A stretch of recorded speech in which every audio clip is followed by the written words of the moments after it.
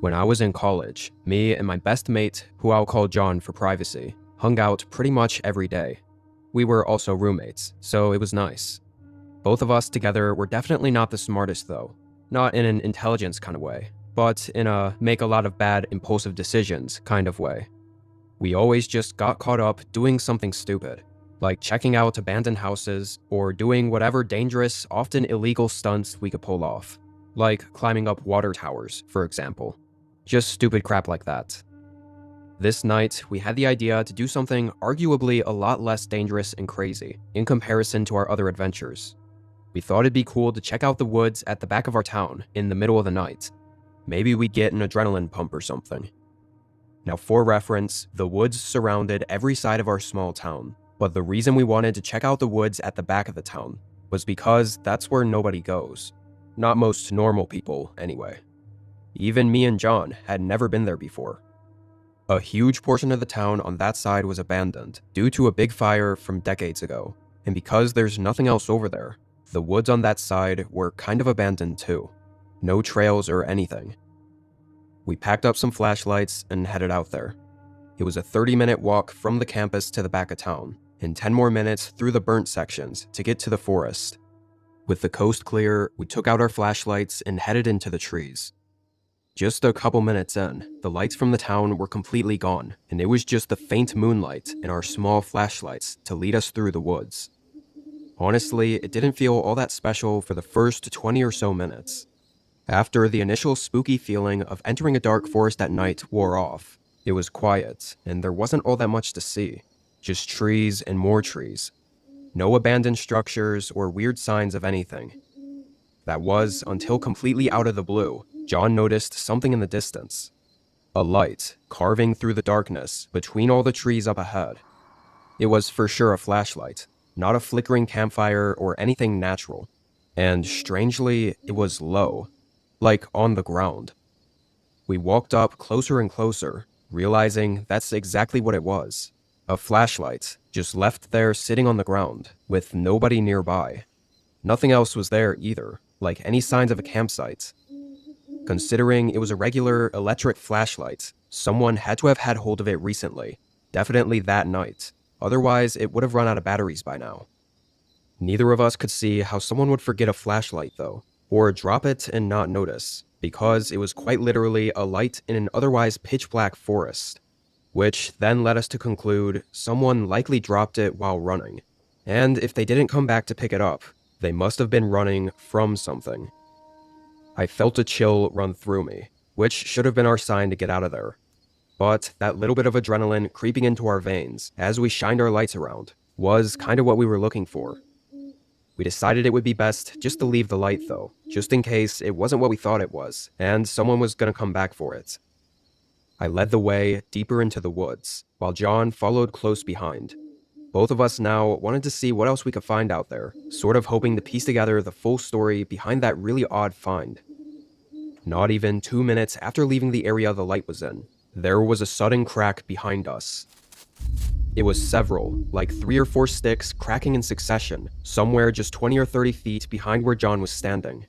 We both whipped around and looked, but saw nothing. Definitely kept our nerves up though.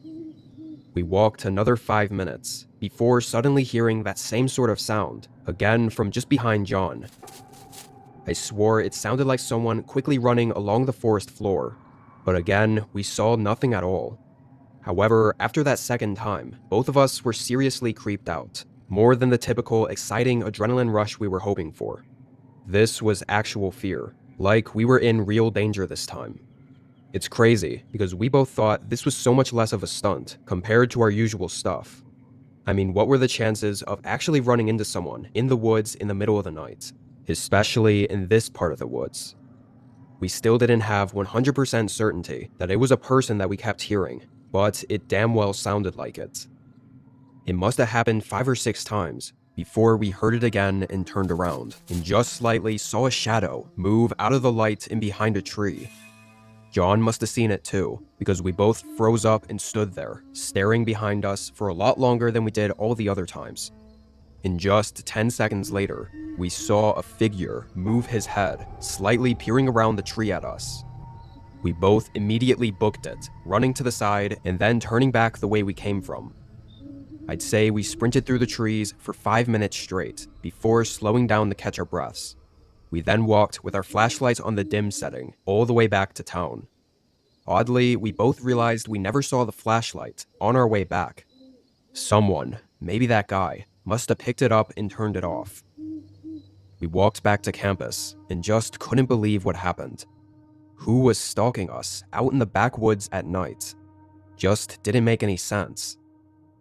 Now, neither of us can confirm this had anything to do with what we experienced, but a few days later, the town got word of a missing person last seen heading toward the back of town. There's no saying if they went missing back there, or in the woods, or if they possibly had something happen related to what we experienced. I guess it's just the thought of what we might have stumbled upon in those woods that I find so disturbing. Had we let the strange man continue stalking us, or had we continued even deeper into the forest, I don't know what we would have found, or if we would have made it back. A few years ago, I moved from the far west coast, about 1,000 miles inland. The drive was through the northern part of the US, so not your main highways that everyone takes through the country. These were much less used, and unless you're going to all the main cities, to get where you're going, you probably have to take several side roads. It was a scenic drive at least, but after making it back and forth multiple times, its effect sort of wore off. This was on my last time making the drive, with the final leftovers from the move stuffed away in my trunk. I did a whole day of driving, making it to a small town and taking a nap around 6 p.m. I woke up at 9 p.m. and continued on the road. However, I made it just an hour out of town when my car started acting up. A bunch of maintenance lights turned on, and the whole steering system felt off. It only got worse over the next 5 minutes, so bad I knew I couldn't drive it. I pulled off the road and onto the gravel shoulder. Almost felt like some stupid joke that this had to happen as far as possible in between towns. From having taken this drive several times before, I knew there weren't any towns for an hour in each direction. No service out there either, just woods in all directions and not a soul on the road. I slumped back in my seat and just took a moment, then got out and looked around my car. I knew absolutely nothing about cars, but I don't know, I guess I was hoping there was something obviously wrong. However, there wasn't. The piece of junk probably just ran its course. Have to say, once I was outside for a couple minutes, I started to notice this road was creepy as hell. Dim, spread out streetlights, and trees going out what seemed like infinitely. It was also dead silent. Ironically, I actually remember thinking that it felt like I was in a horror movie. But anyway, I understood that my only chance here was to get someone to stop and help, whether that was giving me a lift to the next gas station, or whatever. So I stood out there, leaning up against my car, and waited for someone to pass by. It surprised me that after 15 minutes, not only did a car come down the road, but they also stopped for me. He pulled up right next to me and rolled down his window. The guy looked mid-30s, smoking a cig and sort of inspecting me for a couple seconds, before asking if I was okay. To be fair, it made sense for him to be skeptical of picking up some random person on the side of the road. I told him about my car situation. He took another few seconds to think. As he did, he kept checking his mirrors, and maybe it was just a gut feeling of mine, but something felt real off about this guy. This wasn't exactly the time to be picky about who helps me, but all the alarms in my head were going off to not get in the car with him. "Well, why don't you hop in? I'll give you a lift to the next town. I wouldn't mind helping a folk out tonight." I paused for a second, not sure how to reject his offer. I've actually got a buddy on his way. Should be just a few minutes out. Sorry, I should have mentioned that." The guy nodded and gave a not-so-friendly smirk, then quickly pulled away and vanished down the road. That reaction was all I needed to know I made the right decision. However, that was the last car to come by for the entire hour, maybe longer. I didn't think I was on that desolate of a road, but I guess I was, and it being the middle of the night didn't help. I was practically falling asleep against the side of my car when headlights came down the road, this time from the direction I was headed in. I waved to get their attention, and they slowed and pulled up to me. Oddly, the car looked familiar, like the same one that had stopped by an hour ago. Although I didn't really look at it too hard, so it could have been just any other dark black sedan. They all looked the same to me anyway. Plus, when they rolled down their window, it was a woman driving. She looked like maybe late 20s. Right away, she asked if I needed help, though it felt strange. She had a nervous smile, like she almost didn't want to be offering help. I told her I just needed a ride to anywhere. Gas station, town, whatever. She nodded and unlocked the passenger door. I wasn't about to pass up another offer, so I got in. Right away, the vibes felt off, in a disturbing way. She didn't say anything, and just stared forward at the road with wide eyes. "Thank you for picking me up. I don't know what I'd do if you didn't," I said, trying to make conversation. She never even asked what happened to my car, or why I was stranded. She didn't respond either, still staring forward at the road. Something was really strange about her, but I couldn't quite pinpoint what it was. So I sat back and tried to rest a little while we drove down the road in silence. This went on for around 20 minutes, when I noticed a sign for a gas station 2 miles ahead. I felt relieved and let her know she could drop me off when we got there. She didn't look at me, just doing a short nod and keeping a straight face. Now that we were getting close, though, I figured I'd ask her if everything was okay. The woman glanced at me, then back forward. Her eyes, they looked almost like she was scared. It sort of freaked me out. And just then, I saw something move in the corner of my eye. I looked and saw the mirror. Whatever I saw move had been in the rear view mirror. So naturally, I looked back. My heart instantly dropped. The back seat was dark, and a figure was sitting right behind my seat, sort of hunched over like he was keeping out of view. As soon as I looked at him, though, he sat up straight, and I could just make out that it was the same guy that stopped on the road earlier, the one I refused a ride from. And he looked furious. I quickly looked forward and saw the gas station up ahead, telling the woman to pull in and drop me off immediately. But she wasn't slowing down. She was going to pass it. And that's when I realized what was going on. This woman was a victim too, probably being forced by the man in the back seat to pick me up from the road and keep driving to wherever the hell he wanted to take us. I started trying to convince her to turn off at the gas station, but the man yelled over me, threatening me to shut up and telling her to keep driving. We approached the turnoff, still going at least 50, but completely catching me off guard. She suddenly and sharply turned in, slamming on the brakes just before hitting the gas pumps. Instantly, she bailed from the vehicle, which was my cue to go as well. Both of us bolted for the gas station doors. When we got in, she told the night clerk to call the cops, while I watched as the man got in the front seat and sped away. Long story short, it was exactly what I thought had happened. Both me and the woman were victims of that creepy guy, presumably kidnapping us. Honestly, I'm really thankful she had the courage to go against the man's threats and pull into the gas station anyway. She could have very easily done what the guy said and kept driving, and I don't know what would have happened then. Thankfully, I don't have to know. I work at a small 24/7 diner off the side of the highway. Nothing glamorous at all. The owner was my good friend, and I needed something just to help me get by for a while. It also was way better than working at a regular diner, because this place was never busy. At least, not all at once. It was just a pull-off from the highway, where usually truckers or people on road trips would stop by to grab a coffee or a quick meal before hitting the road again, which made for interesting customers, too.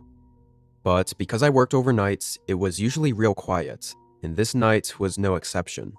Only 2 or 3 customers stopped by for a quick cup of joe, then left to hit the road again. Afterward, there was a whole hour of nothing. I just sat by the windows and looked out at the empty highway, thinking about whatever. Eventually, I think around 1 a.m., a truck pulled into the parking lot, so I went around the counter and greeted the 2 men as they walked in.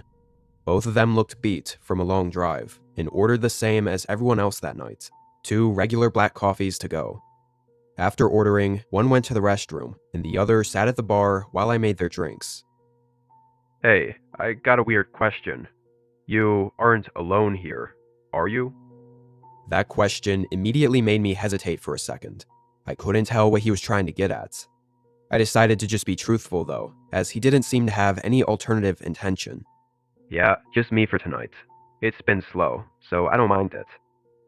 He looked almost confused for a second, like he didn't expect that answer, or was maybe hoping that wasn't my answer. Well, just be careful.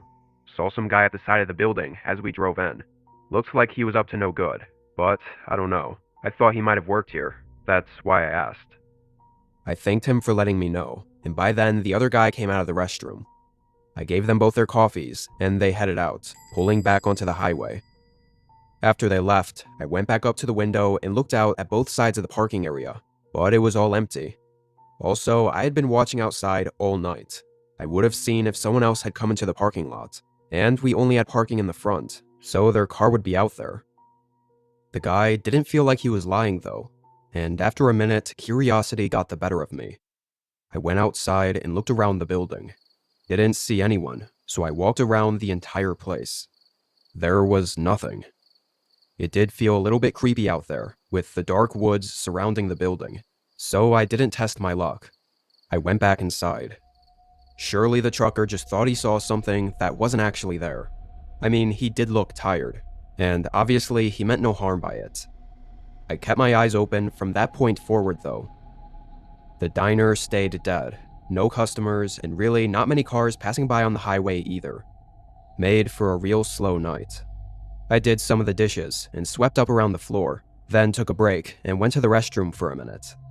I was on my phone, so I was definitely taking my time, but at some point while I was in there, I heard a door open. I quickly finished up and headed back to the floor. "Welcome in," I said in my typical enthusiastic customer service voice as I walked out to the diner, but immediately stopped in my tracks when I looked up. Nobody was at any of the seats. After a second, I nervously walked around the floor, but still, there was nobody inside. I knew without a doubt I'd heard the door open. Obviously, it was a sound I was very familiar with. I went over and pushed it open, looking around outside as well. No cars. I tested the door a couple of times, and it definitely wasn't flimsy, like it wouldn't fly open on its own. And it wasn't even windy out. I felt my stomach tighten. Couldn't help but think about that trucker saying someone was creeping around by the building. Maybe there really was someone. I quickly tried to shut my mind off from getting too paranoid and decided to finish up the dishes. Surely I was just scaring myself, I thought. I stayed there behind the counter and scrubbed all the leftover dishes from the earlier shifts. Through the clanking of all the dishware, I suddenly heard something else. It sounded like something moving. I quickly turned off the water and put down the plate I was cleaning. I heard it again. Before I could get around the corner to go check out what it was, a man came around the corner. He walked from the back room. This guy looked 40, with a grayish beard and medium, messy hair. He wore a navy blue, disheveled hoodie. He smiled and sat down at the bar seat, while I just stood there, stunned and unsure how or what he was doing back there. Of course, I wanted to ask, but I was scared what answer I might get. "I'll have a coffee, please," the guy suddenly said, breaking the silence. I nodded and reluctantly started brewing it. I could feel his eyes burning into the back of my head as I faced away from the counter. I just hoped if I got him what he wanted, he would leave. I handed him his drink, and he smiled. "Just you here, huh? I bet it gets lonely. Doesn't seem like many people come around here at this time of night."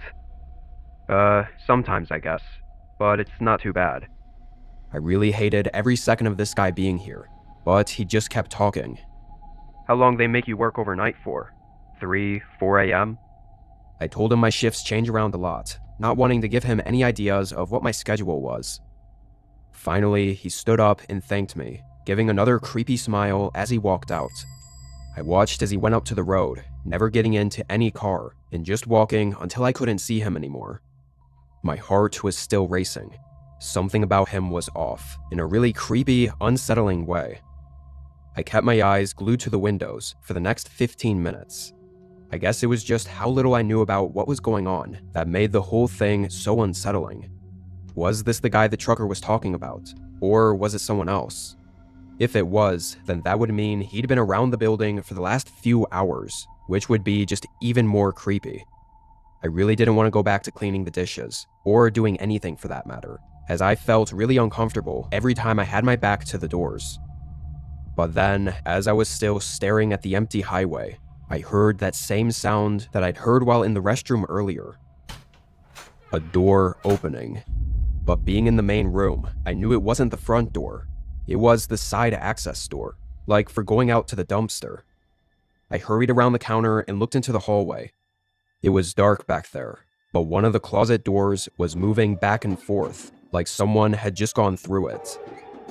I instantly ran outside, got in my car, and got onto the highway, calling the police as I drove away. When the cops got there, surprisingly, the guy was still there, hiding in the closet. Same guy that came in and creeped me out. But that was far from the most disturbing thing they found. The guy had rope with him, and with a little more searching around, they found a stash partially dug up in the forest behind the diner. In it was basically a bunch of gear for doing, let's just say, horrible things. I guess he was eyeing the diner and eventually came in to be sure I was alone, before going back to the woods to get his stuff, so he could quickly grab me and drag me into the woods, where the rest of his gear was. Thankfully, he's locked up for a long time now,